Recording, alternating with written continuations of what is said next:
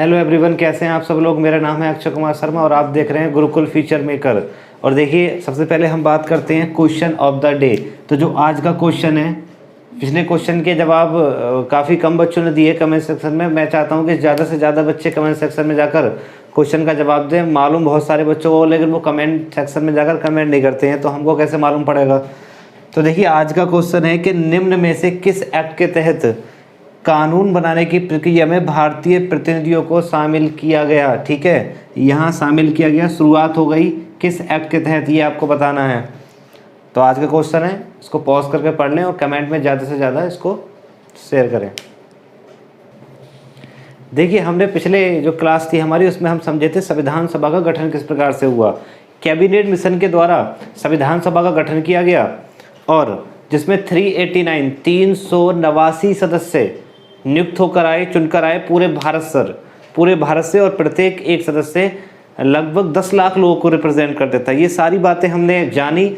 संविधान सभा बनकर रेडी हो गई जिसमें 389 सदस्य थे, और अब बात थी उस संविधान सभा के कार्य करने की। तो जो आज का टॉपिक है हमारी क्लास का, वो आज का टॉपिक रहेगा संविधान सभा की कार्य प्रणाली। ठीक है, कार्य प्रणाली के बारे में आज हम पढ़ेंगे कि संविधान सभा ने किस प्रकार से कार्य किया, कौन कौन उसके अध्यक्ष और क्या क्या कार्य सौंपे गए, किस प्रकार से समितियां बनी और किस प्रकार से एक मुद्दा और खड़ा हो गया, भारत पाकिस्तान विभाजन। तो इसी के दौरान हम पढ़ेंगे कि अब क्या कंडीशन बन गई और क्यों मजबूर हो गए कांग्रेस भी और अंग्रेज भी कि अब भाई भारत पाकिस्तान को अलग अलग कर दिया जाए। तो आज हम इस क्लास में इस पूरे मुद्दे के बारे में जानेंगे। स्टार्ट करते हैं। तो आज हम पढ़ेंगे संविधान सभा की कार्य प्रणाली। संविधान सभा की कार्य प्रणाली।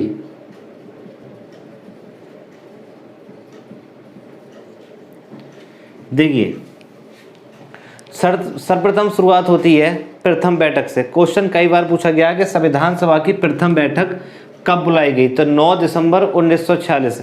तो ध्यान रखें, संविधान सभा का जो पहला सेशन था, पहला सत्र था, वही 9 दिसंबर से 23 दिसंबर के बीच चला था। उसके बीच कई बैठकें हुई। जो प्रथम बैठक है उसके बारे में पूछा जाता है। तो यहाँ पर ध्यान रहेंगे, संविधान सभा का प्रथम सत्र, संविधान सभा का प्रथम सत्र सेशन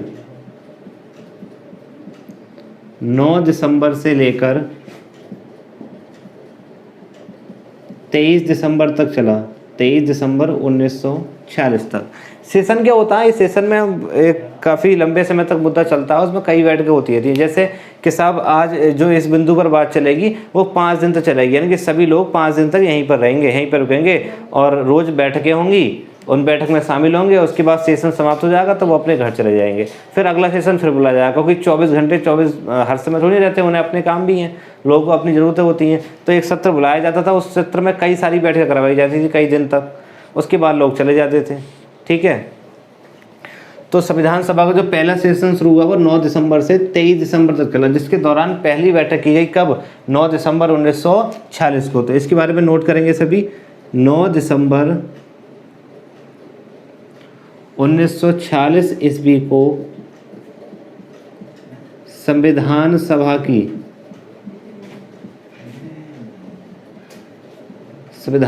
की प्रथम बैठक, और ये आयोजित की गई थी कहाँ पर, दिल्ली में काउंसिल चैम्बर के पुस्तकालय भवन में पहली बैठक हुई थी। कब, 9 दिसंबर 1946 को। तो इससे संबंधित एक क्वेश्चन बहुत पूछा जाता है, और वो क्वेश्चन है कि इसी बैठक में संविधान सभा के प्रथम अस्थायी अध्यक्ष, अस्थायी रूप से एक अध्यक्ष चुने गए थे। वो कौन थे, आप सभी जानते हैं। उनका नाम क्या था, सच्चिदानंद सिन्हा। सच्चिदानंद सिन्हा को प्रथम अस्थायी रूप से, यानी कि उस बैठक में कर लिया गया। जो सबसे बुजुर्ग है, अभी हम टेम्पररी रूप से जो सबसे बुजुर्ग व्यक्ति है उसको हम चुन लेते हैं। सबसे बुजुर्ग व्यक्ति सच्चिदानंद सिन्हा थे, तो उनको अस्थायी रूप से जो अध्यक्ष चुना गया है वो यहाँ पर। यदि स्थायी अध्यक्ष की बात करी जाए, ठीक है, निर्वाचित, तो वो कौन थे, डॉक्टर राजेंद्र प्रसाद। लेकिन यहाँ पर अस्थायी अध्यक्ष की बात होती है, तो उसके बारे में हम देखते हैं। 9 दिसंबर 1946 को संविधान सभा की प्रथम बैठक दिल्ली के कौंसिल चैम्बर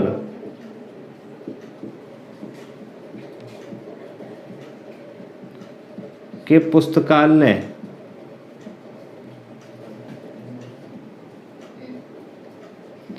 भवन में हुई इस बैठक में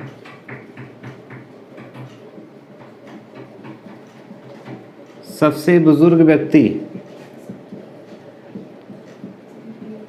डॉक्टर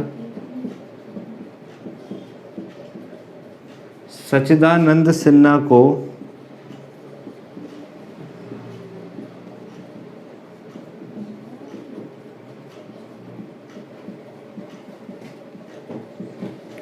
अस्थायी रूप से अध्यक्ष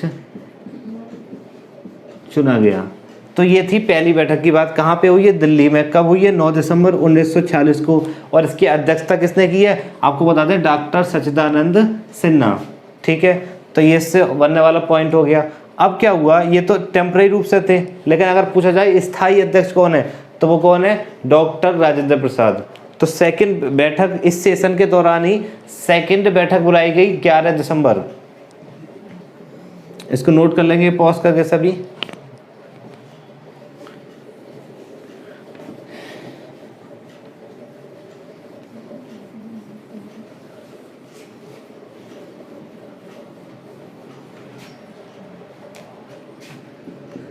ग्यारह दिसंबर 1946 ईस्वी को संविधान सभा के स्थायी अध्यक्ष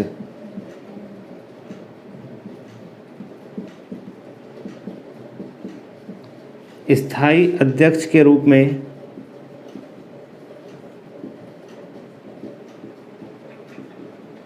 रूप में डॉक्टर राजेंद्र प्रसाद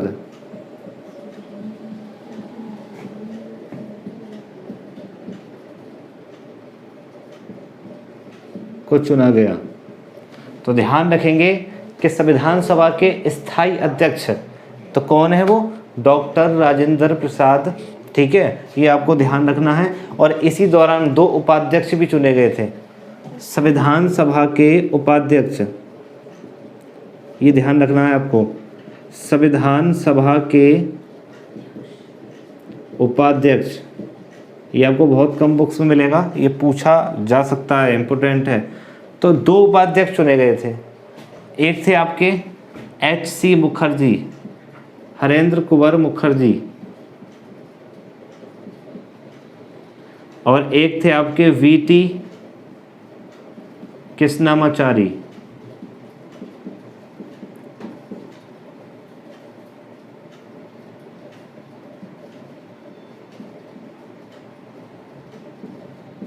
VT कृष्णामाचारी।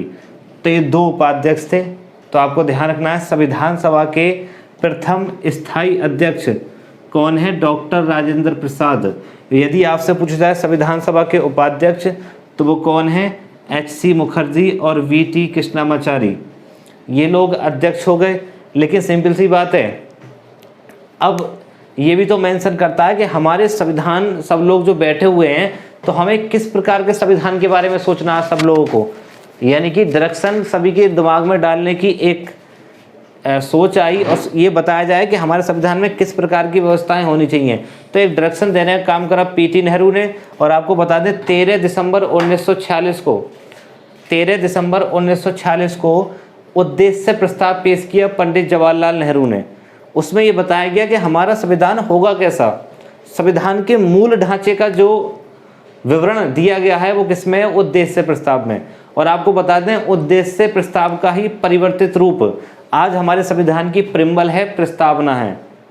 समझ में आई सारी बातें? तो इसको आप नोट करें, फिर नेक्स्ट बात की टॉपिक की चर्चा करते हैं।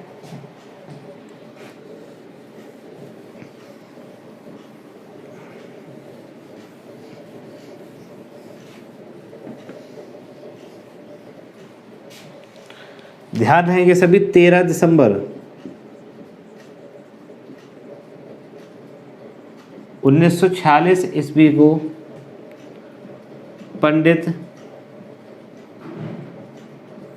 जवाहरलाल नेहरू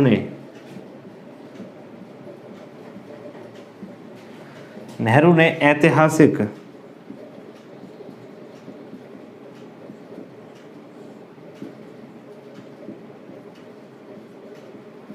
उद्देश्य प्रस्ताव पेश किया,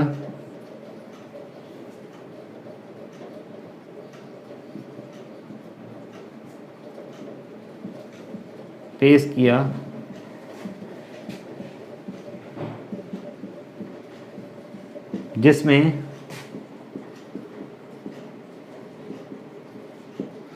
संविधान के मूल ढांचे की झलक थी। समझ रहे हैं आप सभी लोग। अब ये प्रस्ताव भी पेश कर दिए, सब कुछ नॉर्मल चल रहा है, सबको लग रहा है ठीक है, अब प्रक्रिया चालू हो चुकी है, हमें पता चल गया कैसा है, हम लोग अपनी राय रखेंगे और संविधान बनना शुरू हो जाएगा सब कुछ।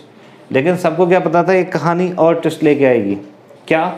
क्योंकि जो संविधान सभा की पहली बैठक हुई थी 9 दिसंबर, जो प्रथम बैठक थी, इस बात को नोट कर लेंगे, प्रथम बैठक के आगे लिख लेंगे, प्रथम बैठक का मुस्लिम लीग, ये ध्यान रखेंगे, मुस्लिम लीग ने बहिष्कार किया। ये बात नोट कर लेंगे आप, ठीक है, कि प्रथम बैठक का मुस्लिम लीग ने क्या कर दिया, बहिष्कार। क्यों? क्योंकि वो अड़ी हुई थी कि हमें एक संविधान नहीं बनाना है, हमें अलग कंट्री चाहिए और उसका संविधान हम अलग बनाएंगे। यानी कि वो पाकिस्तान की मांग को लेकर अड़े हुए थे। कौन? मुस्लिम लीग। प्लस जो रियासतें थीं, जो 93 सदस्य आए थे, वो भी इंटरेस्टेड नहीं थे। मतलब ऐसा नहीं है वो आना नहीं चाह रहे थे, मतलब वो आए नहीं किसी कारण से, बस ऐसे ही विरोध नहीं कर रहे थे इनकी ज़रा, ठीक है। तो अगर पूछा जाए प्रथम बैठक में कितने लोगों ने प्रतिभाग किया, तो 211। इस बात को नोट करेंगे कि 389 में से संविधान की जो प्रथम बैठक हुई थी, नोट कर लेंगे उसके आ गई, तो प्रथम बैठक में कितने सदस्यों ने प्रतिभाग किया था, 211 सदस्यों ने 389 में से। क्यों? रियासत वाले इतना इंटरेस्टेड नहीं हुए और मुस्लिम लीग ने क्या कर दिया, बहिष्कार। इसी कारण ये संख्या कितनी रह गई, घटकर 211। 389 में से 211 ही 9 दिसंबर 1946 की पहली बैठक में क्या कर पाए थे, प्रतिभाग कर पाए थे। समझ में आया पूरा आपके सभी के, ठीक है। अब इधर क्या हुआ, सेकेंड बैठक में स्थायी अध्यक्ष और उपाध्यक्ष चुन लिए गए और 13 दिसंबर 1946 को जवाहरलाल नेहरू ने ऐतिहासिक उद्देश्य प्रस्ताव किया कि हमारा संविधान किस तरफ कैसी सोच होगी, वो संप्रभु होगा, ठीक है, उसमें अल्पसंख्यकों के लिए, जनजातियों के लिए विशेष सुविधाएं होंगी, क्या बातें होंगी, हम इक्वलिटी के लिए क्या बात करेंगे। समझ रहे हो, ये सारी बातें किस में दी गई थी, उद्देश्य प्रस्ताव में। अब इसके बाद क्या हुआ, जो मुस्लिम लीग ने बहिष्कार कर दिया वो अपनी बात पर अड़ गए कि हमको तो 100% पाकिस्तान चाहिए। अब इनको भी लगने लगा कि ये बाधा उत्पन्न कर रहे हैं कांग्रेस वालों को, प्लस अंग्रेज सरकार को भी थोड़ा समझ में आ गई बातें। तो इन्होंने सोचा क्यों ना अब पाकिस्तान को क्या कर दिया जाए, अलग कर दिया जाए। तो इसी के चलते क्लीमेंट एटली, जो ब्रिटेन के प्रधानमंत्री थे हमारी आज़ादी के समय, उन्होंने क्या किया, उन्होंने एक विशेष स्पेशल तौर से वायसराय भेजे जिनका नाम क्या था, लॉर्ड माउंटबेटन। इस समय हमारे यहाँ के जो वायसराय थे वो थे लॉर्ड बेबल। तो अब जानते हैं क्या मसला हुआ, आगे क्या कहानी हुई उसको समझते हैं। लेकिन अगर आपको एक बार बता दूं, इस उद्देश्य प्रस्ताव को सर्वसम्मति से स्वीकार कर लिया गया 22 जनवरी 1947। इस बात को नोट करेंगे, उद्देश्य प्रस्ताव को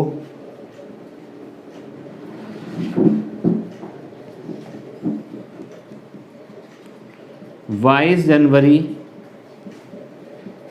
1947 ईस्वी को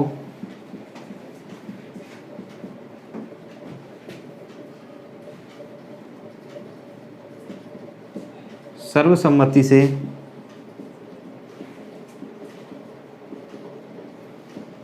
स्वीकार कर लिया गया। क्लियर? अब बात करते हैं हम नेक्स्ट पॉइंट की, क्या बताने वाला था, क्या कहानी में ट्विस्ट आ गया, सब कुछ स्पेशली ठीक प्रकार से हो गया था, लेकिन अब क्या होने वाला है उसको नोटिस करते हैं, ठीक है। तो पहले उसको पॉज करके आप नोट कर लेंगे सारी चीज़ें। आज की बातें मैं आपको एक्सप्लेन समझाऊंगा कि लॉर्ड माउंटबेटन ने आके क्या किया, लॉर्ड माउंटबेटन को क्यों बुलाया गया, उससे पहले कौन थे और क्या सारी व्यवस्थाएं किस प्रकार से की गई, ठीक है। तो इसको पॉज करके नोट कर लें।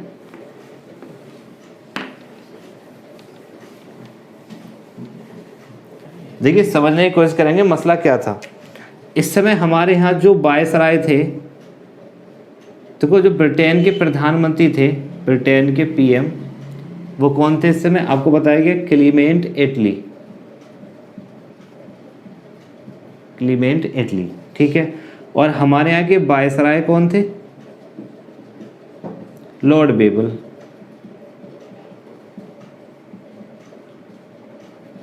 तो इन्होंने क्या किया, लॉर्ड बेबल की जगह एक वायसराय भेजा बनाकर, जिसका नाम क्या था? Lord Mountbatten. मार्च 1947 में ये हमारे यहाँ के, मार्च 1947 में हमारे यहाँ के क्या बने? वायसराय बने, लॉर्ड माउंटबेटन।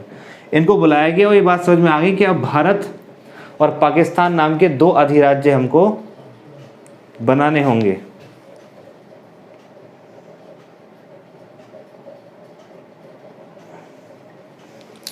दो हमें अधिराज्य बनाने होंगे भारत पाकिस्तान नाम के, और उस स्पेशली काम को अंजाम देने के लिए किसको बुलाया गया? लॉर्ड माउंटबेटन को 1947 मार्च में। और इन्होंने अपने काम शुरू कर दिया, क्योंकि मुस्लिम लीग नहीं मान रही थी इसी को लेकर के। अब सारे काम रुक गए, फोकस किस पर हो गया? भारत पाक विभाजन पर। तो इसके बाद भारत विभाजन प्रक्रिया में कौन कौन से भाग भारत को दिए गए, उसके बारे में हम चर्चा कर लेते हैं। सारी बातें समझ में आ रही होंगी। पहली बैठक हुई, अध्यक्ष हुए, उद्देश्य प्रस्ताव आया, उद्देश्य प्रस्ताव पेश किया गया, सबसे स्वीकार हो गया जनवरी 1947 में। उसके बाद विवाद ऐसा खड़ा हो गया कि भारत पाक विभाजन की जरूरत पड़ गई, तो भारत पाक विभाजन क्लीमेंट एटली ने किसको भेजा? लॉर्ड माउंटबेटन को। ये करेंगे भारत पाक विभाजन। ये क्वेश्चन पूछा भी गया था कि किस प्लान के तहत भारत पाक विभाजन हुआ था, तो लॉर्ड माउंटबेटन ने ही प्लान पेश किया था। अब भारत पाक विभाजन होगा, उसके बाद व्यवस्थाएं नहीं हो जाएंगी। क्यों? जो कुछ मुस्लिम लीग के सदस्य थे वो सब पाकिस्तान चले जाएंगे, संविधान सभा का भी विभाजन होगा इसके साथ ही, ठीक है। तो दोबारा से नई व्यवस्थाएं होंगी। फिर जो मंत्रिमंडल बनाया गया था उसमें भी मुस्लिम लीग के थे, जो हमने अभी देखा था अंतरिम सरकार थी, वो भी चेंज करनी पड़ेगी। तो सारी चीज़ें चेंज करनी पड़ेंगी इस कारण से, जो अभी पीछे चल रही थी ठीक प्रकार से। तो क्या क्या चेंजअप होंगे वही हमको पूरी नॉलेज हमको लेनी है। समझ रहे हैं आप सभी बातें? अब बात करते हैं भारत पाक विभाजन। तो देखो 3 जून, ये ध्यान रहेंगे, 3 जून 1947 ईस्वी को लॉर्ड माउंटबेटन जो वायसराय बनकर आया था, लॉर्ड माउंटबेटन प्लान के तहत या योजना के तहत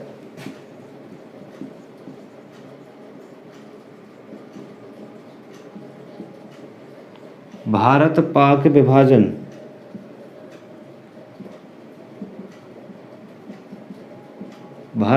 विभाजन किया गया। अब इसमें क्या था, जो ब्रिटिश भारत था, यानी कि जिस भारत पर ब्रिटिशों का अधिकार था, उसमें से 2 क्षेत्र बना दिए गए। कौन कौन से? एक तो पाकिस्तान और एक आपका भारत, ठीक है। अब पाकिस्तान को कौन कौन से क्षेत्र दिए गए? पाकिस्तान को जो क्षेत्र दिए गए वो था एक आपका पश्चिमी पंजाब, पूर्वी बंगाल,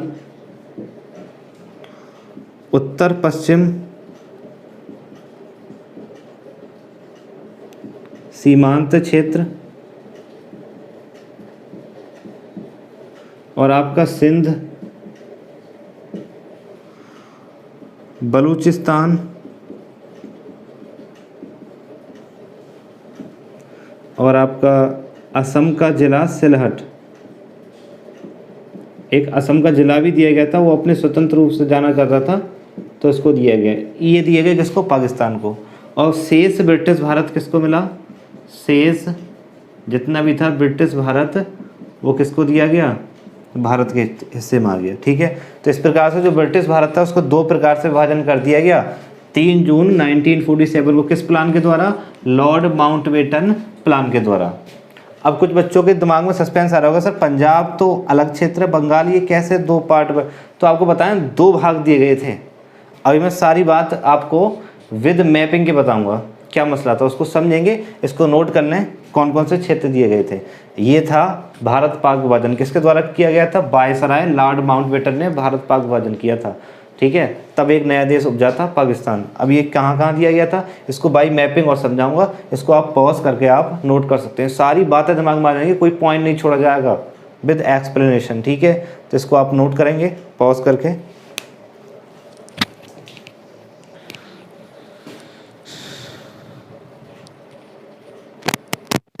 देखिए अब मैं आपको भाई मैप समझाता हूँ कि क्या आता है भारत पाक विभाजन, ठीक है। इसको नोट कर लिया होगा आपने।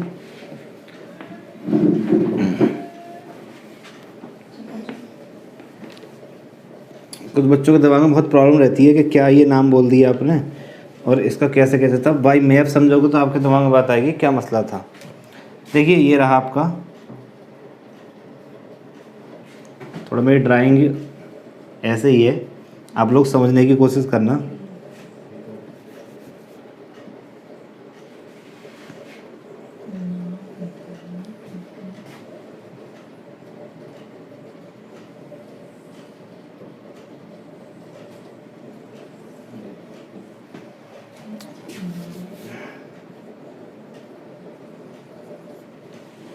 देखिए समझने की कोशिश करें, ये वाला क्षेत्र जो है यहाँ पर पड़ता है आपका बलूचिस्तान। मैं थोड़ी हिंट दे रहा हूँ, ठीक है। बलूचिस्तान है आपका, सिंध है, और ये है आपका उत्तर पश्चिम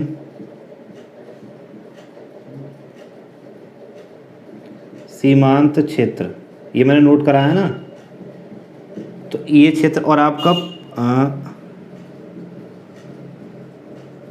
पश्चिमी पंजाब,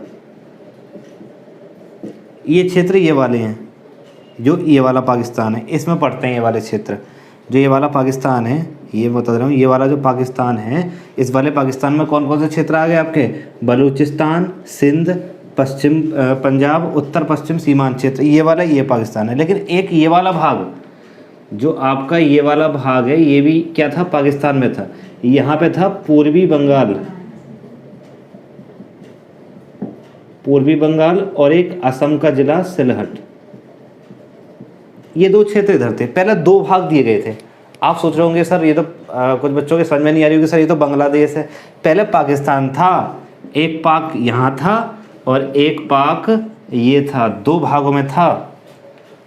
1971 तक, 1971 तक पाकिस्तान के दो खंड थे, एक इधर और एक इधर। तो जो मैंने भाग विभाजन किया था, पाक विभाजन लॉर्ड माउंटबेटन के द्वारा, उसमें जो क्षेत्र दिए गए थे, बलूचिस्तान, सिंध, पश्चिमी पंजाब, ये वाले क्षेत्र थे, और जो सिलहट और पूर्वी बंगाल वो इधर वाले क्षेत्र मिले थे।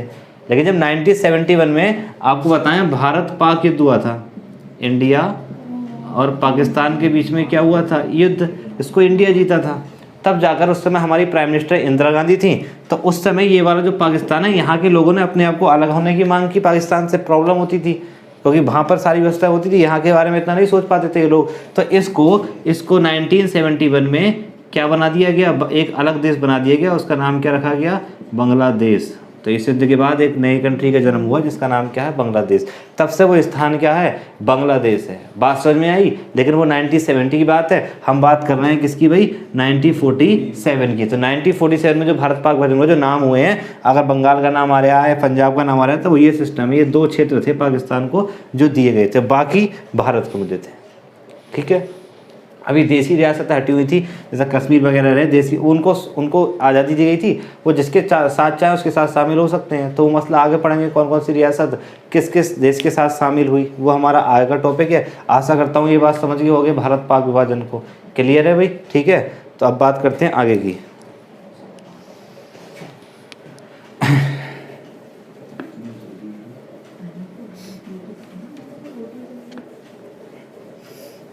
इसको नोट कर सकते हैं पॉज करके, पीछे वीडियो आप देख करके।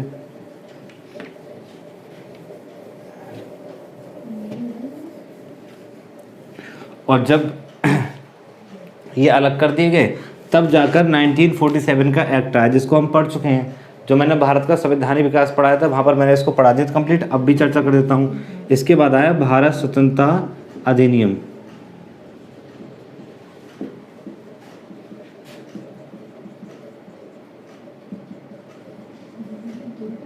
1947।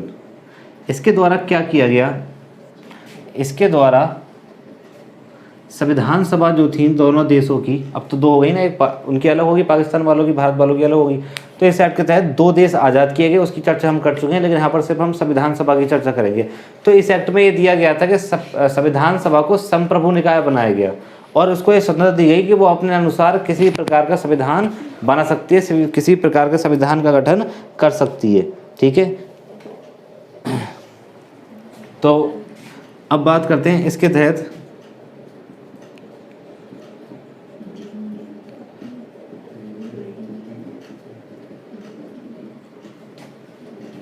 संविधान सभा को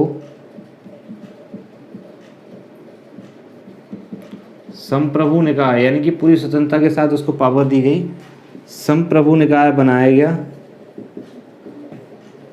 जो स्वेच्छा से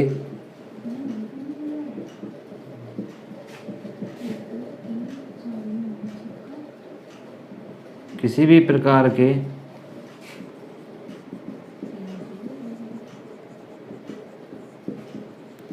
संविधान का निर्माण कर सकती है।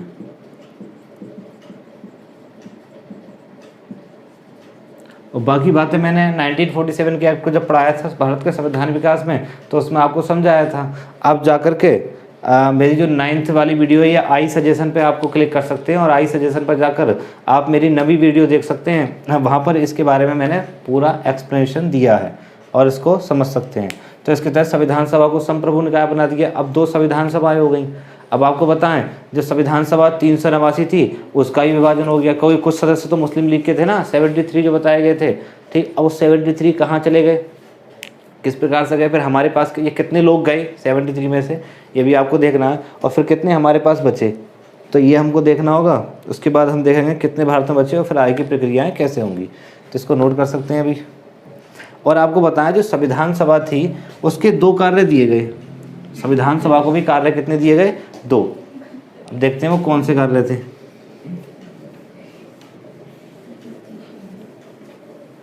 ये नहीं संविधान सभा का काम सिर्फ संविधान का निर्माण ही करना था, क्योंकि मैंने क्या बताया था कि संविधान सभा एक गवर्नमेंट होगी। जब तक संविधान नहीं बन जाएगा गवर्नमेंट क्या करेगी, गवर्नमेंट शासन चलाएगी। लेकिन कानून भी तो बनाने होते हैं। कानून कौन बनाएगा, हमारे यहाँ संसद बनाती है, संसद तो है नहीं। तो संविधान सभा को ही ये कार्य सौंपा गया कि वो संविधान भी बनाएगी और देश के लिए आम कानून बनाने का काम भी क्या होगा, संविधान सभा का। तो एज अ संविधान सभा भी वो सभा काम कर रही है और विधायिका के रूप में, संसद के रूप में भी काम कर रही है। समझ रहे हैं आप मेरी। तो संविधान सभा को नोट करेंगे,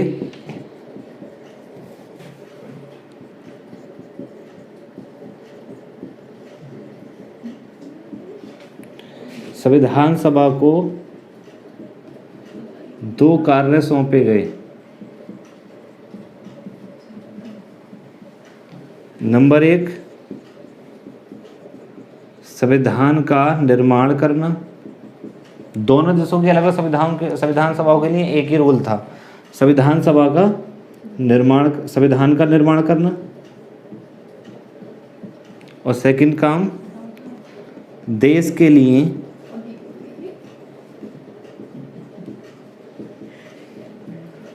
आम कानून बनाना। ये काम कर दिए गए। क्लियर है भाई। और आपको बता दें, जब ये संविधान सभा का निर्माण करने की, संविधान सभा का निर्माण करने का काम करती, तब इसके अध्यक्ष कौन होते थे, तब अध्यक्ष होते थे डॉक्टर राजेंद्र प्रसाद। इस बात को ठीक प्रकार से निकलेंगे कि जब संविधान सभा का निर्माण करना होता तो अध्यक्ष कौन होते, डॉक्टर राजेंद्र प्रसाद। लेकिन जब देश के लिए आम कानून बनाने का काम होता था तब अध्यक्ष कौन होते थे,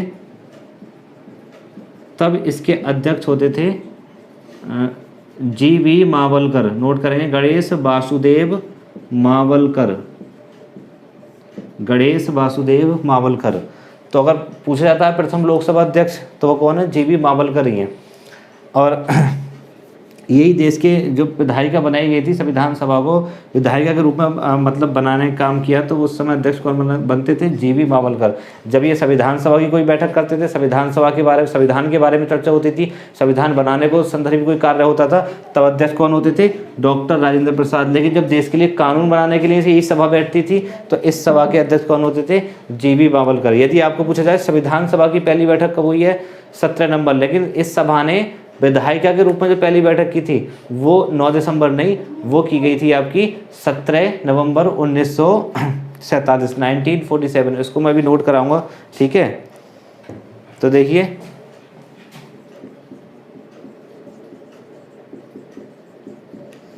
विधायिका के रूप में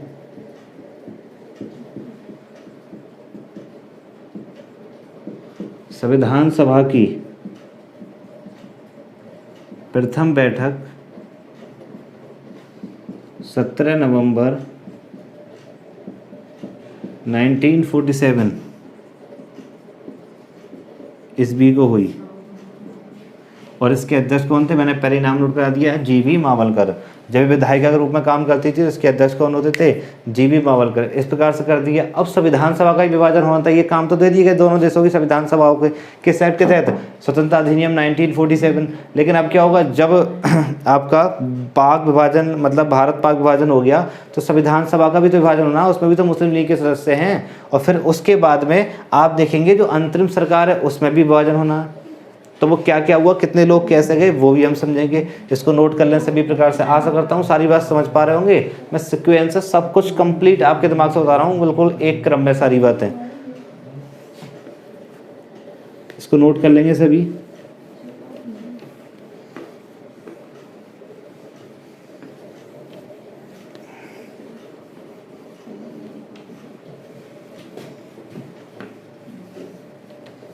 देखिए, समझते हैं क्या था मसला। जो संविधान सभा के सदस्य थे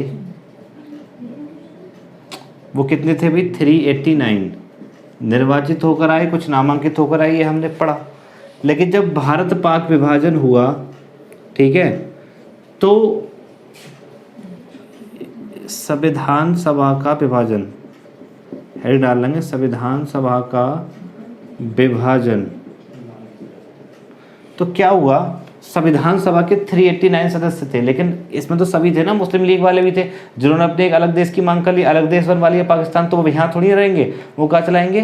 पाकिस्तान। तो भारत में कितने रहे? प्लस पाकिस्तान कितने चले गए?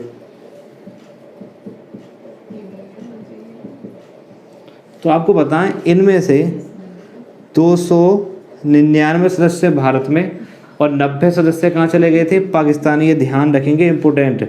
अगर आपसे पूछा जाए संविधान सभा के पुनर्गठन के बाद भारतीय संविधान सभा के सदस्यों की संख्या कितनी थी, तो टिक क्वेश्चन पूछा गया है 299। समझ रहे हैं आप? और पाकिस्तान में कितनी? 90 अलग होगी। और इससे पहले कितनी थी? 389। यदि पूछा जाए भारतीय संविधान सभा में सदस्यों की संख्या कितनी, तो 389 टिक करेंगे। लेकिन अगर वहाँ पुनर्गठन यूज शब्द कर लें, क्या पुनर्गठन के बाद, तो आप 389 को टिक नहीं करेंगे, फिर आप किसको टिक करेंगे? 299 को। क्लियर हुई बातें? अब 299 में से ही जो 299 सदस्य थे, इनमें से मैं आपको बता दूं 229 तो आपके चीफ कमिश्नरी और ब्रिटिश प्रांतों से थे, ब्रिटिश प्रांत। प्लस जो इनमें से 70 सदस्य थे वो देसी रियासतों से। बाकी देसी रियासतों के सदस्य कहाँ चले गए? बाकी देसी रियासतें शामिल होंगी किसमें? पाकिस्तान में।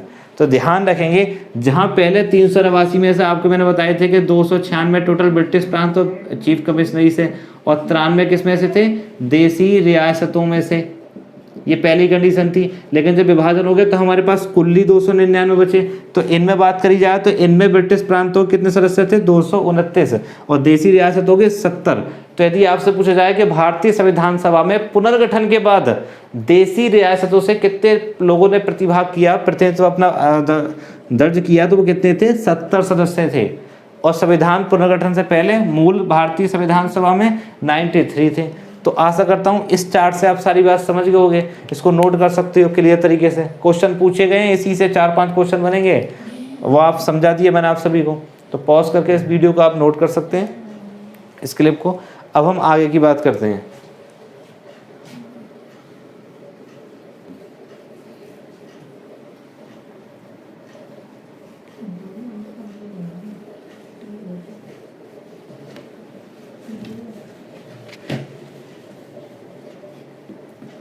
देखिए,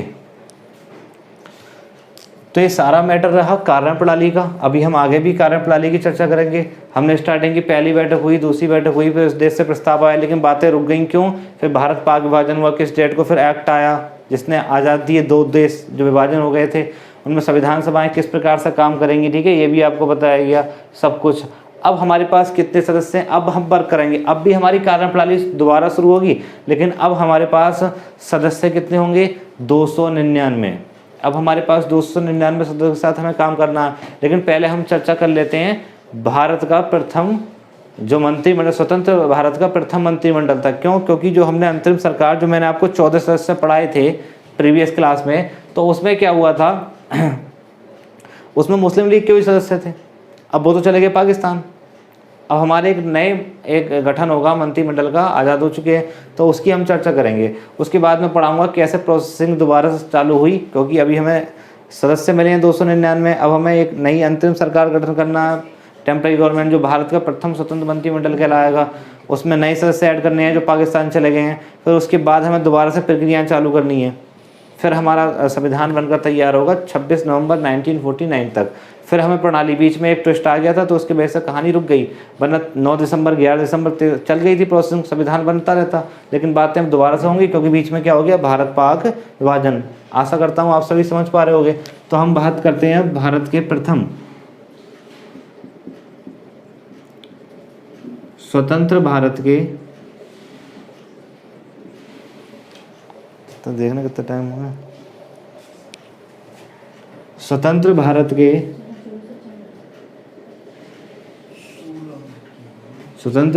प्रथम मंत्रिमंडल,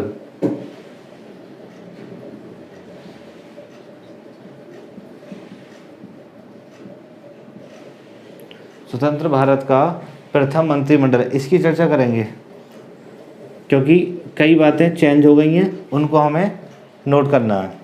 तो सबसे पहले हम बात करते हैं प्रधानमंत्री। तो प्रधानमंत्री तो वही रहे, कौन? पंडित जवाहरलाल नेहरू। पंडित जवाहरलाल नेहरू ये बनाए गए थे प्रधानमंत्री। ये अंतरिम सरकार में भी यही थे, और स्वतंत्र भारत के बाद जो था वो भी यही रहे। कुछ चेंज होंगे, मैंने बताया जो मुस्लिम लीग में चले गए हैं उनकी मैं भी चर्चा कर दूंगा आपके। सरदार वल्लभ भाई पटेल,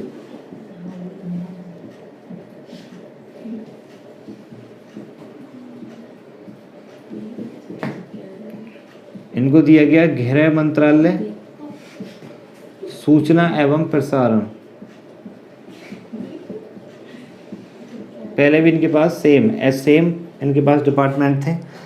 नंबर 3, अब देखो सी राजगोपालाचारी के पास पहले एजुकेशन था, लेकिन उनको अब यहाँ से हटा दिया गया, और वही आगे जाके आपको बताएं उनको क्या बनाया गया था, उनको स्वतंत्र भारत का प्रथम गवर्नर जनरल, कोई 1947 के एक्ट में वायसराय पोस्ट को समाप्त कर दिया और गवर्नर जनरल पद ईजाद किया था। पहला गवर्नर जनरल बना था लॉर्ड माउंटबेटन स्वतंत्र भारत का, लेकिन फिर उसके बाद कौन बने थे? सी राजगोपालाचारी। तो यहाँ पर जो शिक्षा डिपार्टमेंट था वो सी राजगोपालाचारी किसको दे दिया गया? मौलाना अबुल कलाम आज़ाद। मौलाना अबुल कलाम आज़ाद ये शिक्षा एजुकेशन डिपार्टमेंट इनको दिया गया था, स्वतंत्र भारत के प्रथम। ठीक है, जो एजुकेशन मिनिस्टर है वो कौन बने हैं अभी? मौलाना अबुल कलाम आज़ाद। और आपके डॉक्टर राजेंद्र प्रसाद ये भारत के प्रथम राष्ट्रपति बनेंगे, लेकिन इस समय इनको मिनिस्ट्री दी गई। और ये आपको बताया गया था मैंने, खाद्य एवं कृषि, खाद्य तथा कृषि डिपार्टमेंट किसके पास भाई? डॉक्टर राजेंद्र प्रसाद। और आप नोट करेंगे भाई, जॉन मथाई, अब यहाँ चेंज होंगे। जॉन मथाई जिनके पास पहले क्या था, उद्योग और आपूर्ति अंतरिम सरकार में, लेकिन आपको बताएं कि अरुणा आसफ अली थे, आसफ अली वो कहाँ चले गए, मुस्लिम लीग पाकिस्तान चले गए। उनके पास रेलवे तथा परिवहन था, तो रेलवे और परिवहन चेंज कर दिया गया और किसके पास आ गया, जॉन मथाई के पास। यदि आपसे पूछा जाए स्वतंत्र भारत के प्रथम रेल मिनिस्टर, तो वो कौन है, जॉन मथाई है। यहाँ से कहानी बनती है स्वतंत्र भारत के। और पहले टेम्पररी गवर्नमेंट में अरुणा आसफ अली थे, लेकिन वो कहाँ चले गए, मुस्लिम लीग में, तो इसलिए डिपार्टमेंट किसको दे दिया गया, जॉन मथाई को। रेलवे एवं परिवहन,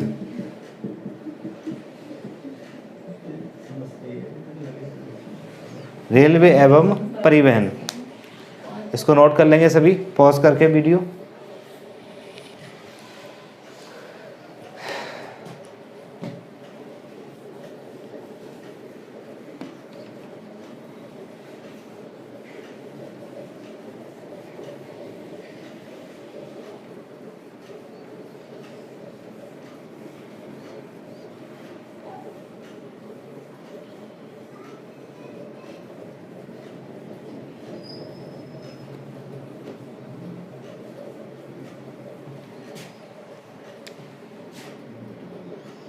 और अगले नोट करेंगे आप, बाबू जगजीवन राम,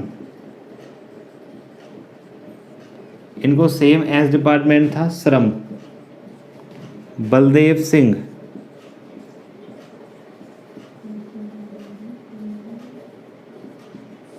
बलदेव सिंह,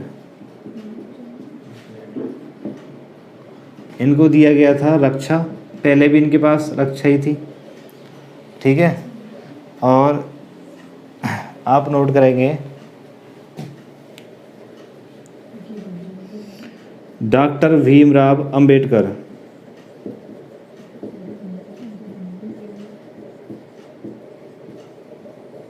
डॉक्टर BR अंबेडकर, इनको दिया गया था विधि। अब ध्यान करेंगे, पहले विधि किसको दिया गया था टेम्पररी गवर्नमेंट में, जोगेंद्र नाथ मंडल, लेकिन जोगेंद्र नाथ मंडल कहाँ, मुस्लिम लीग में थे, वो कहाँ चले गए, पाकिस्तान, मुस्लिम लीग, ठीक है। तो जो विधि वाला डिपार्टमेंट था यहाँ पर किसको दिया गया है, डॉक्टर BR अम्बेडकर, भीमराव अम्बेडकर। यदि आपसे पूछा है स्वतंत्र भारत के प्रथम कानून मंत्री कौन है, तो वो कौन है, डॉक्टर भीमराव अम्बेडकर। इसके बाद ध्यान रखेंगे राजकुमारी अमृता कौर,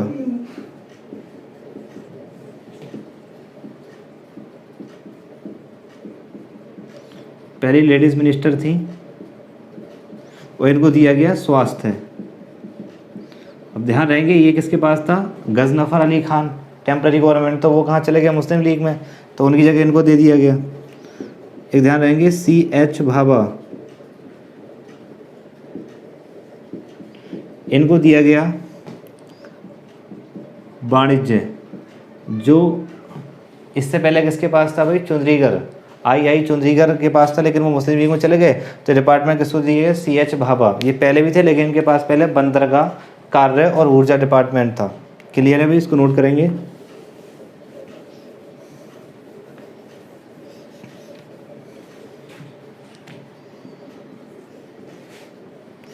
एक ध्यान रहेंगे RK षणमुगम शेट्टी, इनको दिया गया वित्त। जो किसके पास था, लियाकत अली के पास, वो मुस्लिम लीग को चले गए, तो उनका डिपार्टमेंट किसके पास आ गया, RK षणमुगम शेट्टी के पास। एक ध्यान रहेंगे रफ़ी अहमद किदवई,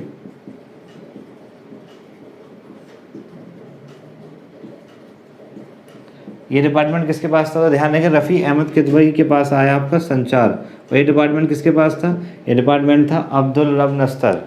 अब्दुल रब नस्तर क्योंकि मुस्लिम लीग में चले गए, मुस्लिम लीग के थे पाकिस्तान, तो उनकी जगह जो संचार डिपार्टमेंट था वो किसको दिया गया भाई, रफ़ी अहमद किदवई को। बातें समझ में रही है आपके। और नेक्स्ट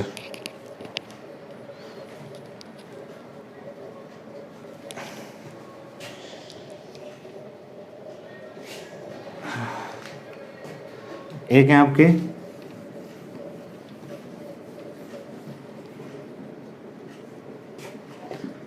डॉक्टर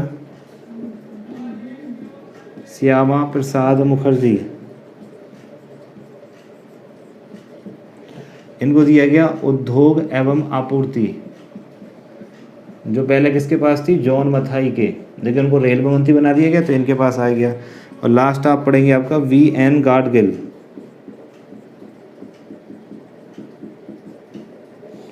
इनको दिया गया कार्य खान, ऊर्जा तथा बंदरगाह, जो पहले किसके पास था, C.H. भाभा के पास।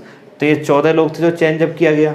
तो बीच में कहानी में ट्विस्ट आया, पाक विभाजन, जिसके कारण संविधान सभा भी चेंज अप हुई, कुछ सदस्य समझ रहे हो पाकिस्तान चले गए, और जो हमारा मंत्रिमंडल था जो मतलब प्रशासनिक व्यवस्था चलाता भारत की टेम्परेरी रूप से, उसमें भी क्या किए गए, बदलाव किए गए। तो ये सारे काम किस कारण हुए, 3 जून 1947 के बाद। अब दोबारा सारी व्यवस्था हो गई। हमारे पास कितने सदस्य हैं, 299 संविधान सभा में, जो संविधान बनाएंगे, संविधान सभा देश का कानून भी बनाएगी और क्या करेगी भाई, संविधान का निर्माण भी करेगी। इधर जो मंत्रिमंडल है, ये देश में क्या गवर्नमेंट चलेगी, इसके द्वारा प्रशासनिक व्यवस्था संभाली जाएगी, और देश के लिए कानून बनाने का काम किसको, संविधान सभा का। और जब तक जो किस एक्ट के तहत भारत में व्यवस्थाएं चलेंगी, तो वो आपको बताया गया था 1947 का 1935 का जो एक्ट था, उसी के अनुसार भारत में क्या चलेंगी, व्यवस्थाएं चलेंगी, जब तक संविधान नहीं बन जाता।